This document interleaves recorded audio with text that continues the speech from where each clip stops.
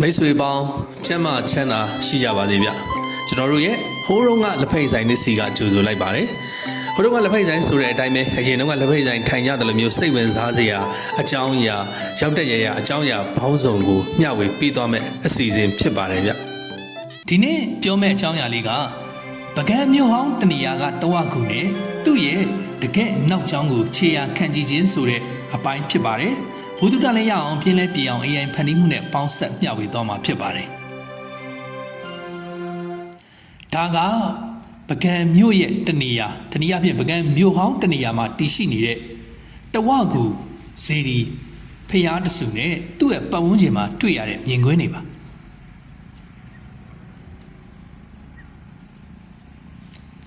ဒီတဝကူနဲ့ပတ်သက်လို့ခြေခွဲစရာကောင်းတဲ့လမ်းဆွတ်စရာကောင်းတဲ့အတော်များများသိကြတဲ့ဇလန်းလေးတစ်ခုလည်းရှိခဲ့ပူပါတယ်အခုကတော့ကျွန်တော်တို့ကဒီနေရာမှာအဲ့ဒီဇလန်းလေးကိုအရင်မျှဝေပြီးတဲ့အချိန်ကြတော့မှကျွန်တော်တို့ဒီဇလန်းကတကယ့်မူရင်းတကယ့်အခြေအနေမှန်ကဘာလဲဆိုတာကိုကျွန်တော်တို့တစ်ချက်လေ့လာကြည့်ကြမှာဖြစ်ပါတယ်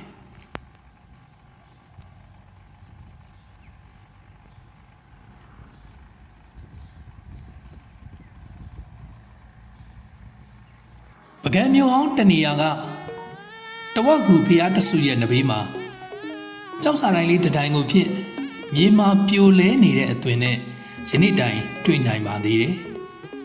ဒီကြောက်စာနဲ့ပတ်သက်လို့ရာဇဝင်အခိုင်အမာမရှိပေမဲ့ပကံမြို့ရဲ့ညှင်းလေတုတ်ဖြူးလာတိုင်းမှာပဲစောင်းဝတန်လေးနဲ့အတူကြေကွဲဝယ်ရဇလန်းလေးတည့်ခိုမီပါလာစမြဲပါဟိုတစ်ချိန်တုန်းကဆို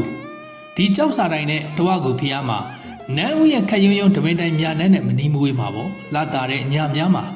လူငယ်တူကစောင်းအိုလေးကိုပိုက်ပြီးတော့ဒီတဝက်ကူခြေတော်ရင်းမှာလာပြီးတိခတ်စမြဲပဲတဲ့ဆိုတဲ့အဆိုတော်ဤဒေါ်တင်နေမြရဲ့စကားပြောတဲ့အတူကျွန်တော်တို့ဒီဇလန်လေးကိုဖွဲ့တည်ထားတာတီဆိုထားတာတွေကိုကျွန်တော်တို့နားထောင်ခဲ့ပူးပါတယ်အခုကတော့ဒီဇလန်လေးကိုကျွန်တော်တို့ပြန်ပြီးတော့အရင်ကြည့်ရအောင်ပါ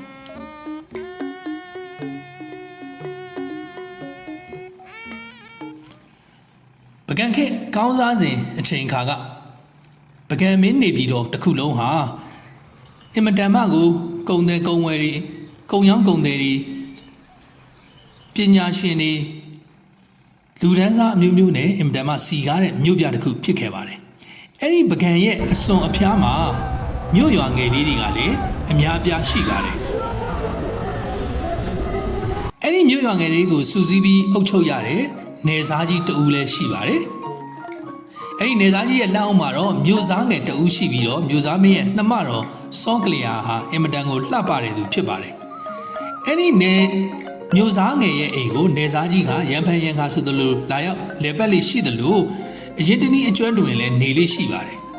ဒီလိုလာရင်နေရင်းကနေပဲ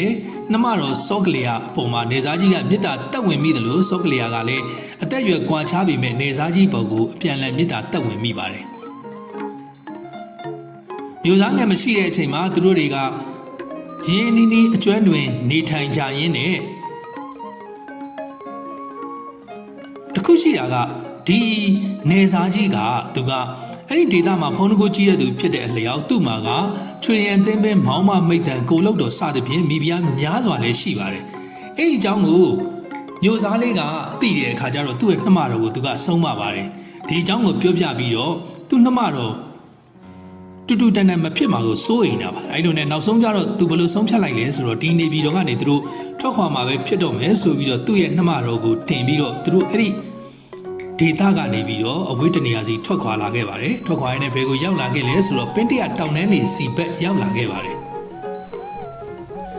အဲ့ဒီကိုရောက်လာတဲ့ခါကျတော့နှမတော်စောကလျာကနေစားကြီးကိုလွမ်းတဲ့အချိန်နဲ့အစားအသောက်ကလည်းမမှန်ပြီးတော့ဒီနေသားကြီးပုံမှာအမြဲတမ်းပဲတတိတရဖြစ်နေတဲ့အခါကျတော့နေညမဟုတ်သူ့မှာတမိုင်မိုင်တွေနဲ့ရှိနေတာပေါ့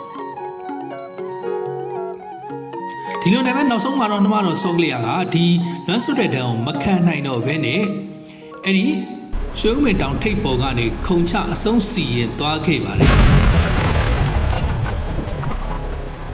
အဲ့လိုစီရင်သွားခဲ့ပြီးတော့သူတက်သေးဆုံးငံဒီအချိန်မှာသူကအကိုတော်ကိုခွင့်မလွတ်နိုင်ဖြစ်ပြီးတော့မိမိနဲ့ချစ်သူနေစားမင်းကိုကွင်းရတယ်လို့အကိုတော်လည်းချစ်သူနဲ့ကွဲကွာပါစေကံအကျိုးကြောင့်အတူနေရတော့လဲတေခွဲအမြန်ရောက်ပါစေ အပိတ်အမှောင်ဖြစ်တာအတူရှိကြပါစေဆိုပြီးအမုန်းကျင်စာတိုက်ခဲ့တယ်လို့ဆိုပါတယ်ဘုရားဖြစ်သူကတော့နှမတော်ဆောလျက်ကလျာကိုဆုံးရှုံးပြီးတဲ့နောက်မှာအရိမရဏဘူးလို့ခေါ်တဲ့ပကံပြည်ကိုတိတ်တဆိတ်ပြန်ပြီးထွက်ခွာသွားပါတယ်ဟုတ်ကဲ့ကျွန်တော်တို့ဒုတိယပိုင်းမှာကတော့ဒီမျိုးစားလေးကပကံနင်းပြမင်းနေပြည်တော်ကိုပြန်ရောက်ပြီးတော့ဆက်ပြီးဖြစ်မဲ့အဖြစ်တွေကိုကျွန်တော်တို့ဆက်ပြီးညှဝေသွားပါမယ်ပြီးတော့လို့ရှိရင်ဒီဇလန်ဒီတကယ်ဖြစ်ခဲ့တာလားသို့မဟုတ်ဘယ်လိုအဆက်ရှိခဲ့တာလဲဆိုတဲ့အကြောင်းအရာတွေကိုကျွန်တော်တို့တစ်ချက်ခြေရာခံကြည့်မှာဖြစ်ပါတယ်ဟုတ်ကဲ့ကျွန်တော်မျှဝေမှုတွေကိုကြည့်ရှုပေးတဲ့အတွက်အားလုံးကိုအထူးပဲကျေးဇူးတင်ရှိပါတယ်